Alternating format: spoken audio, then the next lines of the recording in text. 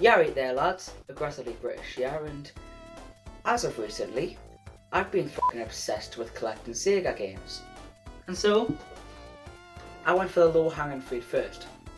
Got a Mega Drive, and well, oh, look.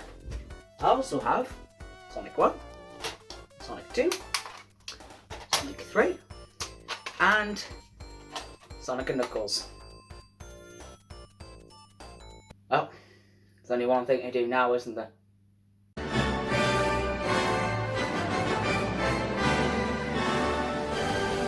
When the Mega Drive, or Genesis for you former colonists, was released in 1988 in Japan, 1989 in North America, and 1990 everywhere else, Nintendo was on top of the world with their NES. Well, at least in North America. In Europe, though, the Master System actually did comparably well than the NES, despite the botched launch that it had. But in Japan and North America, it didn't do as well. This could be partially because it didn't really have a concrete mascot, while Nintendo obviously did. They did have Alex Kidd, but his franchise is more or less dead at this point, the latest game of which being released on the Master System in 1990. This provoked a huge company-wide search for a mascot that would rival Nintendo's Italian stereotype, and the character that they landed on was a speedy blue hedgehog with attitude. Because I guess people in the 90s just liked insufferable cats. Sonic the Hedgehog wasn't Sonic's first appearance in the world of gaming though, with his first in-game appearance being in the first-person arcade racing game Radmobile. No, he wasn't a playable character, but it appears he's doing his best impression of a thief in Victorian London in the corner there. Sonic also had a few games on the Master System and Game Gear, but since I don't own any of those consoles or games, I don't really feel right giving a review on them since I haven't played them on original hardware, nor do I own them. So for the next few videos, I'm going to be focusing solely on the mainline Mega Drive games. That's Sonic 1, Sonic 2, Sonic 3, and Sonic and Knuckles. I'm probably not going to get round to reviewing Sonic CD anytime soon, because, well, that's a lot of money that I don't have. So yeah, don't hold your breath.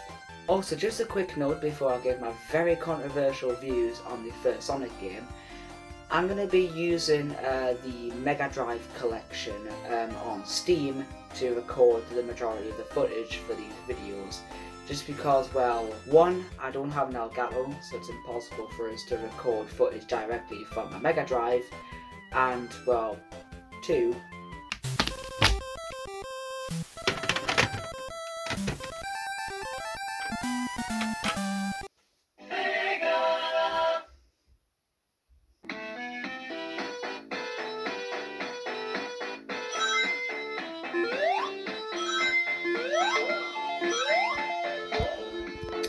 yeah, this kind of speaks for itself. Sonic the Hedgehog. Is there anything I can really say about this game that hasn't already been beaten into the ground by the rest of the internet? Not really, but I do hold some quite strong opinions about this game. Mainly about how it's an absolute overrated piece of shit. But I'll get onto that in a bit. Let's start off with the story. You thought there'd be story in a game from the 90s? You fool. None of this is explained in the game itself, but there's an evil scientist called Dr. Robotnik, and he wants a collection of 6 magical plot devices called the Chaos Emeralds. Why? I don't know, maybe he wanted to make pills that would actually add 6 inches to his penis or something, I don't fucking know. Oh yeah, he also tracked a load of little animals in these big containers that literally fucking explode when you jump on them. Why? Again, I don't really fucking know, but it's kind of a miracle that Peter still hasn't cancelled Robotnik for literal fucking animal cruelty, while I still have a go at Mario for wearing an animal suit. Yeah, because I definitely skinned a fucking tiger to make this. Right, so let's get into what you actually first see when you boot up the game. The graphics. Alright. To be fair, for 1990 standards, this game looked fucking brilliant. Just for reference, the latest game in the Mario series at this point was Super Mario Bros. 3, which looked like this. Look at its 8-bit shit. Now this 16-bit shit is the shit. Not only does it look good in all of its 16-bit glory, each zone has its own unique look. Grass, underwater, fire, city, springy zone? Okay, I must admit that this game has quite a lot of originality, but nothing, in my mind, will ever top the cliff world in New Super Mario Bros. In terms of originality. Because who the fuck looked at a cliff and just thought, "This will make a brilliant idea for my world"? The soundtrack also goes really well with each of these zones. Each zone has its own unique track to go with a unique visual style. Also, the tracks here are absolute classics, up there with the likes of the original Mario games, with songs like Green Hill Zone,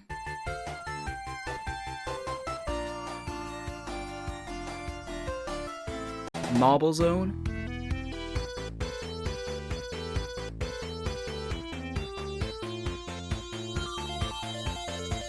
Starlight Zone,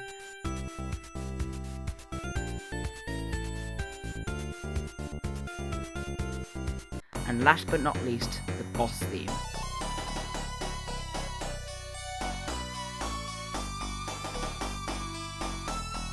But you didn't click on this video to watch me rant about the sound and graphics. You want to watch us rant about the game itself. So, allow me to proceed before I waffle on for any longer and become a waffling waffle or something like that. Sonic the Hedgehog is a typical 2D platformer. You can run, jump and do the trademark spin dash, which is a fucking pain to use in this game. While you're running through one of the 27 acts of this game, you can collect rings which are scattered all throughout the levels or in designated monitors. These essentially act as your health bar. If you get hit, you lose your rings and they scatter all over the place. This is quite a good mechanic in my opinion, because it gives you an opportunity to grab some rings that were taken from you, thus not completely dooming you. The game is split up into 7 different zones. Each of these zones, barring the final zone, aptly named Final Zone, are further split up into 3 acts. The first 2 acts of each zone are platforming levels typical of the era, and the third act of each zone is a platform level with a fight against the big man Robotnik himself. The final zone is just 1 act, and that consists of just the final boss. As I mentioned earlier, each of these zones has its own unique style. This also means that they play quite differently too. Green Hill Zone, for example, is all about running through the zones at a breakneck pace until an enemy pops out of nowhere and surprised by the fuck is he in oblivion. The next zone though, Marble Zone, is the absolute polar opposite, making you wait for moving platforms to get safely across big pits of lava. It's boring. Springyard Zone seems to be more interested in flinging Sonic around with springs than anything. It's a bit more fast paced than Marble Zone, but it's definitely not as fast as Green Hill Zone with moments like this. Oh god, I just had the worst dream. The Sonic franchise just went downhill after a string of shitty games. I'm sure that's not foreshadowing at all. Labyrinth Zone is the absolute worst zone in this entire game. Why, you might be asking? Well, let's just say that underwater physics just don't work for a Sonic game, like, at all.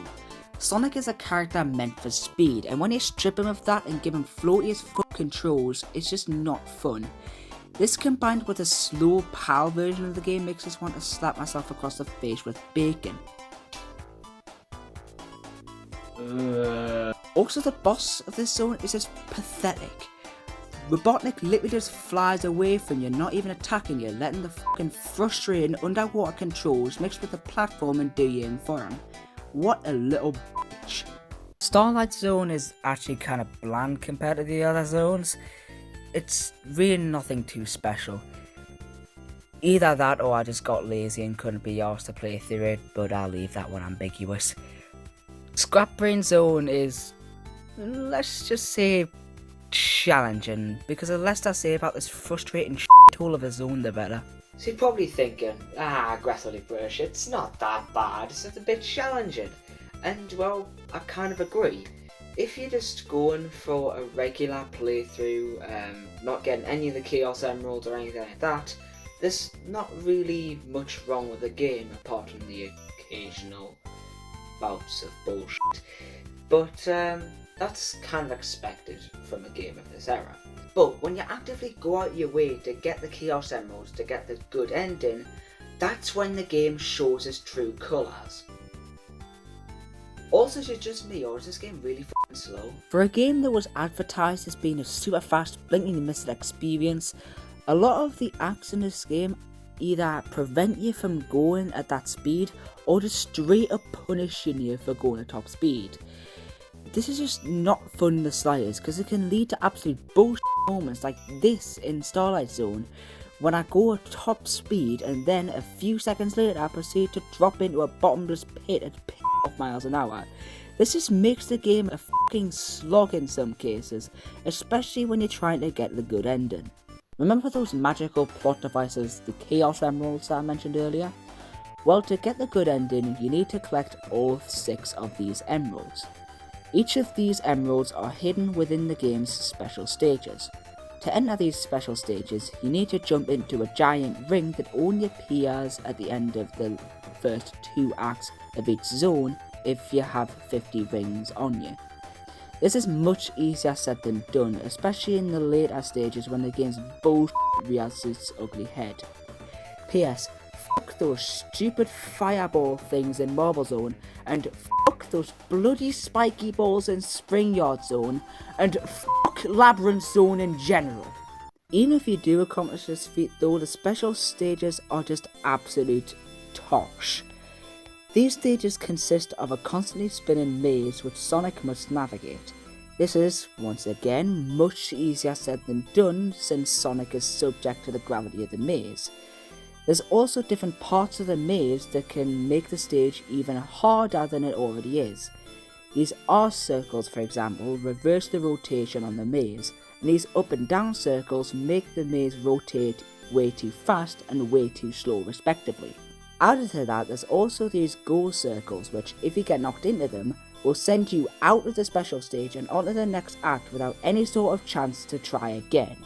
A Chaos Emerald is hidden somewhere within each of these stages, but it's not just a matter of locating the bloody things, but it's also a matter of obtaining it. This is much easier said than done because of this crystal barrier which takes what seems like a f***ing eternity to chip away at and only gets bigger as the special stages progress. This just culminates in a massive and frustrating balancing act. Really, most of the time, it just feels like luck depending on whether the game wants you to get the Chaos Emerald or not. And most of the time, it just doesn't. And what's your reward for doing all of this shit? A cutscene at the end which isn't even much different than the quote bad ending. F***ing brilliant. And I thought Mario Sunshine had a bad 100% completion reward.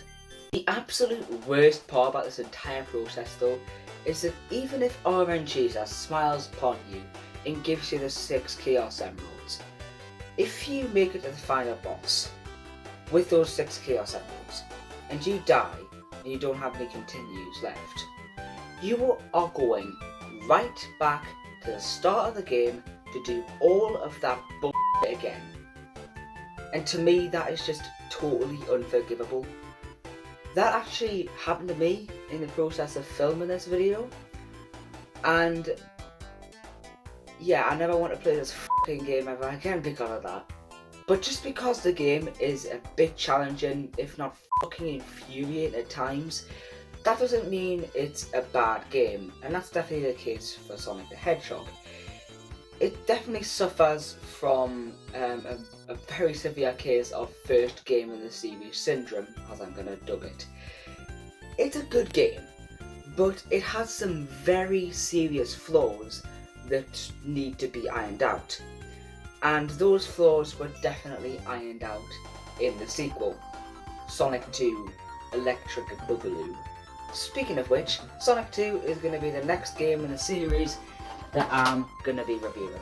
So Tune in next time to the Aggressively British channel, where I'll be ranting and raving about this game instead of this game.